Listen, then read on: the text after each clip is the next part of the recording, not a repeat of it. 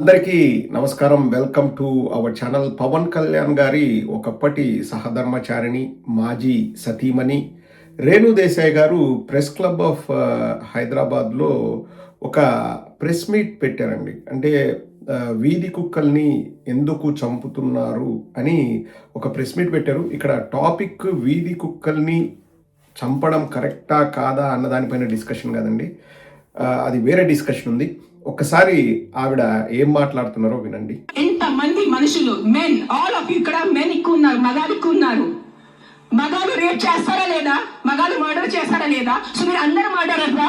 మీరు అందరూ రేపిస్తా? మీ అందరినీ పెట్టాలా జైల్లో? చెప్పండి. మీ అందరినీ చంపేయాలా? కాదు, మగాలు రేప్ చేస్తారు, మగాలు మర్డర్ చేస్తారంటే మీ అందరు మగాన్ని పట్టుకొని నేను చంపేస్తే ఎలా ఉంటుంది చెప్పండి? బుద్ధి ఉందా కొంచెం? 5 కుక్కలు కరిస్తే మీరు మిగతా 100 కుక్కలు ఎందుకు చంపుతున్నారు? కొంచెం బుద్ధి వాడుకోండి. నా బుద్ధి ఇచ్చారు కదా, బుద్ధితో పుట్టారు కదా. ఇది రేణు దేశాయ్ గారి పాయింట్. 5 కుక్కలు ఒక 5 మంది పిల్లల్ని చంపితే మీరు మొత్తం కుక్కలన్నిటినీ చంపేయడం ఎంతవరకు కరెక్ట్ అని. ఇక్కడ కంపారిజనే టోటలీ రాంగ్ అండి. అంటే నేను మళ్ళీ కుక్కల్ని చంపడం కరెక్టా కాదా అన్న దాని గురించి ఒక నిమిషంలో మాట్లాడతాను. ఈ కంపారిజనే టోటలీ రాంగ్. ఆవిడ చేయకోకుండా ఉంటే బాగుండేది. అంటే ఇప్పుడు మనుషులకి చట్టాలు ఉన్నాయి, మనుషులకి న్యాయస్థానాలు, వ్యవస్థలు ఇవన్నీ కూడా డెవలప్ చేసుకుంటూ వచ్చాం. ఇప్పుడు పోలీస్ స్టేషన్లు ఎందుకు వచ్చాయి? నేరాలు ఉన్నాయని తెలిసిన తర్వాత ఆ నేరాల్ని ఆపడానికి పోలీస్ స్టేషన్లు వచ్చాయి, అలాగే కోర్టులు వచ్చాయి, అలాగే శిక్షాస్మృతి వచ్చింది. ఇవన్నీ కూడా 1-2 రోజుల్లో జరగలేదు. ఇవన్నీ over a period of time జరిగింది. సో ఒకడు రేప్ చేస్తే, ఒకడు మర్డర్ చేస్తే మిగతా అందరినీ కూడా జైల్లో పెట్టాలా? మిమ్మల్ని అందరినీ కూడా రేపిస్టులు లేకపోతే హత్య చేసిన వాళ్ళు అనాలా? అంటే అది అసలు ఆ పోలికే తప్పు. ఇప్పుడు మనకు విచక్షణ ఉంది, మనకంటూ కట్టుబాట్లు ఉన్నాయి, మనకంటూ సమాజం ఉంది, మనకంటూ మంచి మాటలు చెప్పేవాళ్ళు, విద్యాబుద్ధులు చెప్పేవాళ్ళు, బంధువులు, ఇవన్నీ ఒక సిస్టమ్ మనకుంది. కాబట్టి ఒకడు తప్పు చేస్తే తప్పు చేసిన వాడికే శిక్ష పడుతుంది. లేదు, గ్రూప్ ఆఫ్ మెంబర్స్ తప్పు చేస్తే వాళ్ళకే శిక్ష పడుతుంది. మిగతా వాళ్ళందరినీ కూడా హత్యలు చేసేవాళ్ళు, మానభంగాలు చేసేవాళ్ళు అని అనాల్సిన అవసరం లేదు. సో ఆ పోలికే తప్పు. ఇప్పుడు వీధి కుక్కలు ఒక 100 ఉన్నాయి, అందులో 5 పిచ్చివి అంటే ఎలా కేటగరైజ్ చేస్తారు? ఈ 5 పిచ్చివి, మిగతా 95 మంచివి అని ఎలా కేటగరైజ్ చేస్తారు? కుక్కలు అన్నవి పుడుతూనే ఉంటాయి. ఇప్పుడు వీధి కుక్కలు అన్నవి వస్తూనే ఉంటాయి. ఇక్కడ పాయింట్ ఏంటంటే, ఆమెతో నేను ఏకీభవించేది ఏంటంటే ప్రాణ నష్టం జరగకూడదు. మరీ ముఖ్యంగా నేనైతే చిన్నపిల్లల్ని ఆ కుక్కలు అలా చంపేస్తే చూసి నేను చాలా బాధపడ్డాను. అది ఎవరికి జరగకూడదు. అఫ్కోర్స్ కుక్కలు తప్ప అంటే వాటి తప్పు కాదు అది. కానీ స్ట్రే డాగ్స్ లైక్ ఈ వీధుల్లో పెరిగే కుక్కల్లో ఏది మంచి కుక్క, ఏది పిచ్చి కుక్క అని ఎలా చెప్పగలం? సో అన్నిటినీ చంపడం కూడా నేను యాక్సెప్ట్ చేయను, కానీ there should be a robust system. అన్ని ప్రభుత్వాలు మాట్లాడుకొని ఒక వ్యవస్థను ఏర్పాటు చేయాలి, ఒక సిస్టమ్ని ఏర్పాటు చేసి ఎలా కట్టడి చేయగలం అనే దానికి ఒక ప్రణాళిక రచించి యుద్ధ ప్రాతిపదికన. ఎందుకంటే ఒక్క ప్రాణ నష్టం కూడా జరగకూడదు. ఒక చిన్నపిల్లోడు కానీ ఒక పాప కానీ చనిపోవడానికి వీల్లేదు పిచ్చి కుక్కల వల్ల. పాపం వాటికి పిచ్చుందని కుక్కలకు కూడా తెలియదు. ఎలా డిఫరెన్షియేట్ చేస్తారు? సరే, మా ఎన్జిఓలు ఉన్నాయి, మా దగ్గరికి తీసుకురండి అంటే ఏ ఎన్జిఓ ఎవరు పని చేస్తారు, ఎక్కడికి తీసుకెళ్తారు?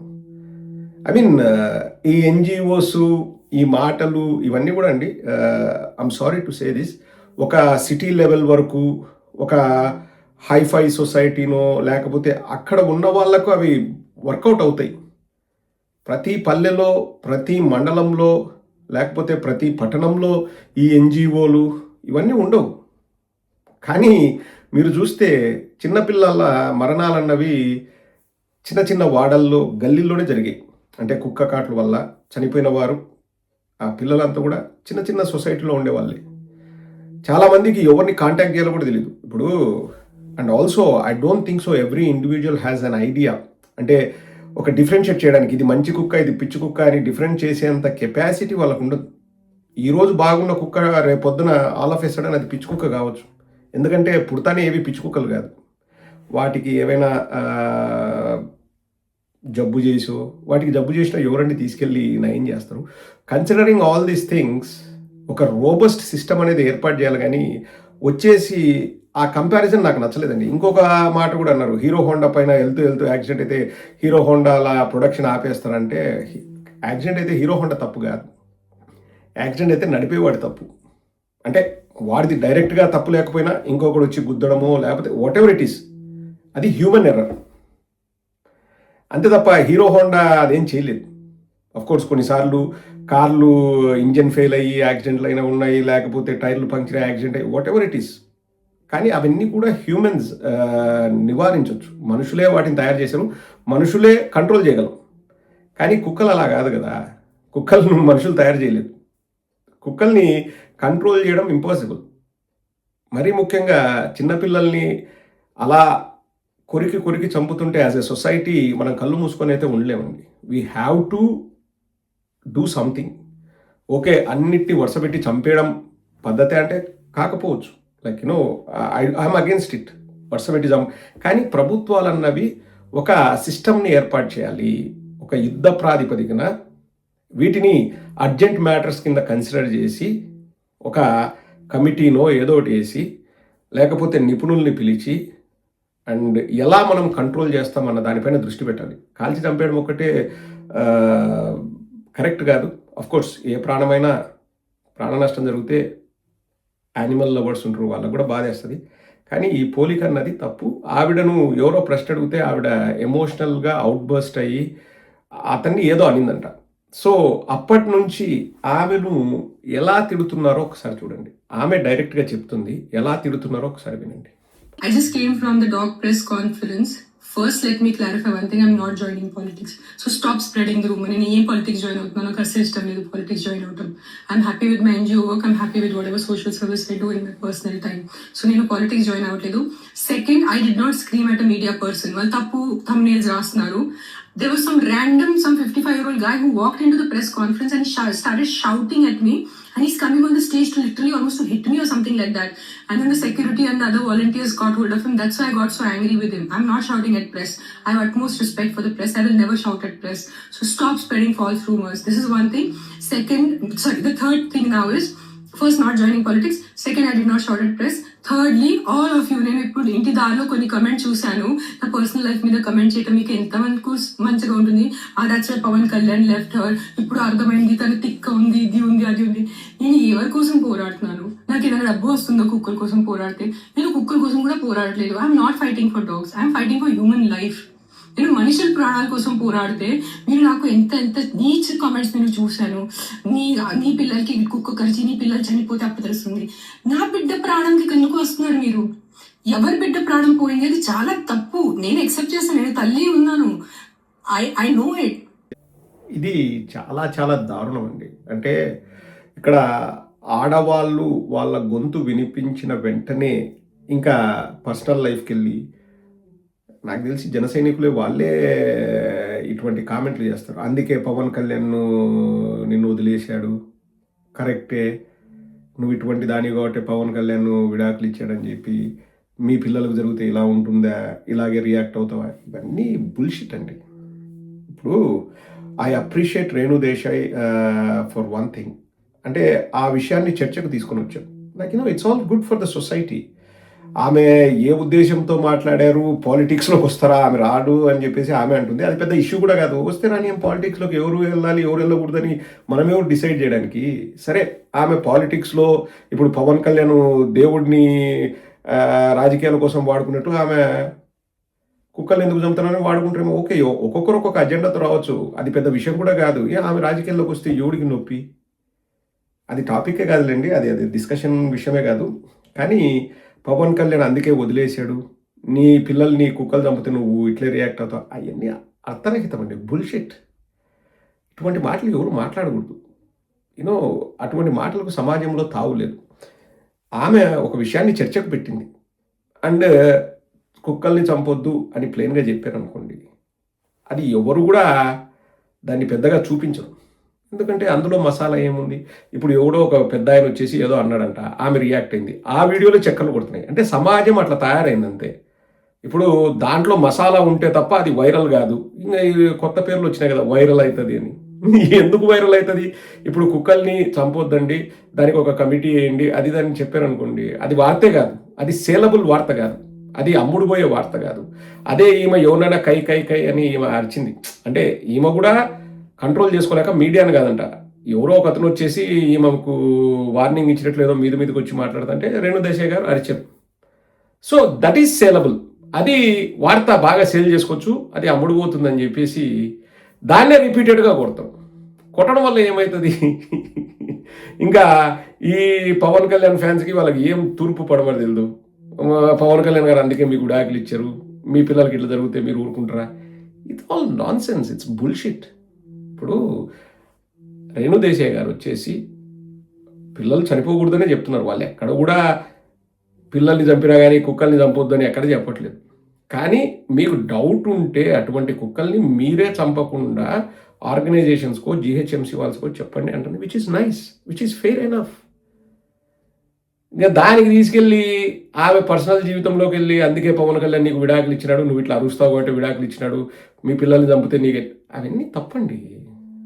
ఆమె మనిషే ఎంత ఎమోషనల్గా ఫీల్ అవుతుంది, ఎంత బాధపడతారు అంటే ఇప్పుడు నేను రియాక్ట్ అయ్యేది కూడా, నేను వీడియోలో అందుకే ఫస్ట్లో చెప్పింది, పిల్లల ప్రాణం నాకు చూసినప్పుడు that's a most important thing.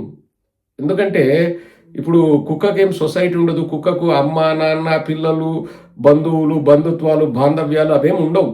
కానీ ఒక చిన్న పాపని ఆ కుక్కలు కూడా తెలిసి తెలియక పిచ్చి పట్టి ఏదో చంపేస్తే జీవితాంతం ఈ కుటుంబాలు బాధపడతాయి. మా కళ్ళ ముందే మా పిల్లోడు ఇట్లా చనిపోయారని చెప్పేస్తే అది ఎవరు కూడా, ఏ తల్లిదండ్రులు ఎవరు కూడా దాన్ని డైజెస్ట్ చేసుకోలేరు. ఫస్ట్ ప్రివెన్షన్, మనం యుద్ధ ప్రాతిపదికన ఏం చేయాలని ఆలోచించి తరువాత ఒక సిస్టమేటిక్ వేలో గవర్నమెంట్స్ ప్లాన్ చేసి వాళ్ళు ఇంప్లిమెంట్ చేయాలి. బట్ కొద్ది రోజులు కఠినంగా వ్యవహరించాల్సి వస్తుంది కుక్కలపైన, తప్పదు. ఎందుకంటే నీకు సిటీలో అంటే హైదరాబాద్ లాంటి పెద్ద సిటీలో ఎన్ని పిచ్చి కుక్కలు ఉంటాయి? ఒక్క ప్రాణం అంటే ఒక చిన్నపిల్లాడి ప్రాణం పోయినా అది చాలా పెద్ద తప్పు. ఐ అప్రిషియేట్ రేణుదేశాయ్ గారిని, వారు ఈ విషయాన్ని లేవనెత్తినందుకు. It's always good to discuss these things, but personal విషయాల జోలికి వెళ్ళి, ఇప్పుడు ఎగ్జాంపుల్ అండి, పవన్ కళ్యాణ్ అందుకే నిన్ను వదిలేశాడు, నువ్వు ఇట్లా మాట్లాడతావంటే దానివల్ల ఎవరికి ఉపయోగము? సమాజానికా, పవన్ కళ్యాణ్కా, రేణుదేశాయ్కా? ఒక్కసారి ఆలోచన చేయండి. జన సైనికులకి, పవన్ కళ్యాణ్ ఫ్యాన్స్కే చెప్తున్నా, ఆలోచన చేయండి. ఎవరిని పడితే వాళ్ళను వ్యక్తిత్వ హననం చేయడం, వ్యక్తిగతంగా టార్గెట్ చేయడం, it's a big rubbish thing అండి. ఇప్పుడు నేను పవన్ కళ్యాణ్ గురించి మాట్లాడినా, పవన్ కళ్యాణ్ మాట్లాడడానికి నువ్వెవడు, పవన్ కళ్యాణ్ గురించి తిట్టడానికి నువ్వెవరు, నీకు పని బాటలేదా, రోజు పవన్ కళ్యాణ్ గురించే మాట్లాడతావా అంటే, నేను మాట్లాడేది ఒక ప్రజాప్రతినిధి గురించి. ప్రజాప్రతినిధి అంటే ప్రజల బాగు కోరి, ప్రజల కోసం నేను ప్రజా జీవితంలోకి వస్తా, ప్రజల కోసం ఏదైనా చేస్తా అన్న ప్రజాప్రతినిధి. వారు ఏదైనా చెప్తే చెప్పిన విషయాల గురించి మనం ప్రశ్నించవచ్చు, మనం అడగొచ్చు. That is democracy. నేను రోజు కాదు, గంటకు ఒకసారి పవన్ కళ్యాణ్ గురించి పెట్టొచ్చు. Because he is a politician, policy makers. వాళ్ళు చేసేవి ప్రజలకు మంచిదా కాదా అన్నదే నా ప్రశ్న. నేను ప్రతిరోజు కాదు, కావాలంటే ప్రతి నిమిషం కూడా ప్రశ్నిస్తా, నాకు ఆ హక్కు ఉంది. నేను పవన్ కళ్యాణ్ గారి సినిమాలు ఫ్లాప్ అవ్వాలని నేను ఎప్పుడు కోరుకోలేదు. పవన్ కళ్యాణ్ గారికి ఏదో వ్యాపారాల్లో నష్టం రావాలని నేను ఎప్పుడు కోరుకోలేదు. నాకు అది అనవసరం. Who is Pawan Kalyan? Pawan Kalyan as a politician I speak about him. Rest of other things I don't even care. Pawan Kalyan గురించి ఆలోచించాల్సినంత టైం నా దగ్గర లేదు. I'm busy in my life. ఇప్పుడు వాళ్ళ ఇంట్లో 10 మంది దాకా హీరోలు ఉన్నారు. నేను ఏ రోజు కూడా ఎవరి సినిమాల గురించో, ఈ సినిమా బాగలేదు, ఆ సినిమా హిట్ అయింది, ఇది ఫట్ అయింది, అది ఆడకూడదు, భగవంతుడు అది పోవాలా, ఇటువంటి మాటలు నేను ఎప్పుడు మాట్లాడలేదు.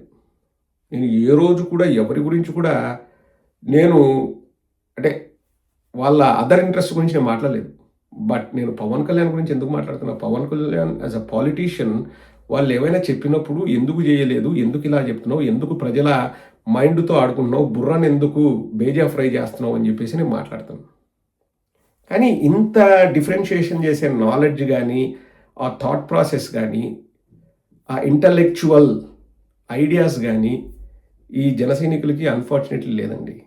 అమ్మలక్కల్ని తిట్టడం, బూతుల్ని తిట్టడం, ఇంకా గలీజ్ మాటలు మాట్లాడడం, దానివల్ల వాళ్ళకి ఏమొస్తుందో నాకు అర్థం కాదండి. Like I don't know what they achieve by saying those rubbish words. ఇప్పుడు అలాంటి మాటలు నన్ను అన్నారు, రేణు దేశాయిని అంటున్నారు.